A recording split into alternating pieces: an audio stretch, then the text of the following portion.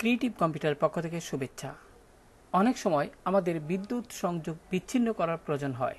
তো এমত অবস্থায় আপনি কিভাবে বিদ্যুৎ সংযোগটি বিচ্ছিন্ন করবেন, তো এজন্য কি কি নিয়ম অনুসরণ করতে হবে, আজকের এই ভিডিওতে আমি সেই প্রক্রিয়াটি আপনাদের সাথে শেয়ার করব। তো আপনি যে কোম্পানি থেকে, অর্থাৎ যে বিদ্যুৎ বিতরণ কোম্পানি থেকে আপনি বিদ্যুৎ সংযোগটি এনেছেন, আপনি যে কাজটি করবেন, বিদ্যুৎ সংযোগটি যদি আপনি বিচ্ছিন্ন করতে চান, তাহলে আপনি ওই কোম্পানি বরাবর আপনি একটি অ্যাপ্লিকেশন লিখবেন, অর্থাৎ দরখাস্ত লিখবেন। তো দরখাস্তটি কেমন হবে, অনেকেরই এটা প্রশ্ন যে কিভাবে আপনারা কি নিয়ম অনুসরণ করে দরখাস্ত লিখবেন, অনেকেই জানেন না। তো আমি আজকে আপনাদের সাথে সেটা শেয়ার করছি। তো প্রথমে খেয়াল করুন, মনে করি আপনি পিডিবি থেকে আপনি যে বিদ্যুৎ সংযোগটি আপনি ব্যবহার করছেন বর্তমানে, এবং যেটি সংযোগ বর্তমানে বিচ্ছিন্ন করতে চান, সেটি মনে করি পিডিবি থেকে আপনি এনেছেন।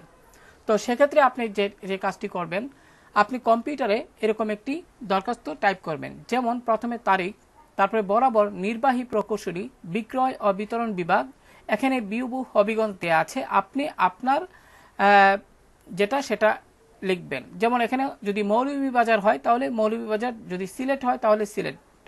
আশা করি বিষয়টি বুঝতে পেরেছেন। এবার বিষয়, যেমন এখানে সংযোগ স্থায়ী বিচ্ছিন্নকরণের জন্য আবেদন, এটি লিখবেন। তারপরে জনাব, বিনীত নিবেদন এই যে আমি নিম্ন স্বাক্ষরকারী আপনার বিদ্যুৎ বিভাগের একজন নিয়মিত গ্রাহক, আমার মিটার নং, এখানে আপনি মিটার নং, আপনার যে মিটারটি রয়েছে তার মিটার নম্বরটি এখানে দিবেন, হিসাব নম্বরটি এখানে টাইপ করবেন এবং গ্রাহক নং এখানে টাইপ করবেন। আমার উপরোক্ত মিটারটি ব্যবহার না করার কারণে আমি আমার সংযোগটি স্থায়ীভাবে বিচ্ছিন্ন করতে চাই। অতএব মহোদয়ের নিকট আকুল আবেদন, আমার উপরোক্ত সংযোগটি স্থায়ীভাবে বিচ্ছিন্ন করার অনুমতি প্রদানে আপনার সদয় মর্জি হয়। তারপর নিচে লিখবেন বিনীত নিবেদক, আপনার এখানে সিগনেচার দিবেন। তারপর এখানে আপনার নাম এবং ঠিকানা টাইপ করবেন এবং এখানে আপনার মোবাইল নাম্বারটি অবশ্যই দিবেন যেটি আপনি ব্যবহার করছেন।